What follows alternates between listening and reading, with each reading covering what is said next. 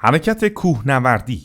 اهداف کلی حرکت: افزایش متابولیسم، تقویت عضلات، پیشگیری و بهبود ناهنجاری‌های قامتی. عضلات اصلی درگیر: عضله راست و مورب شکمی، همسترینگ، عضله راست رانی و عضله راست داخلی.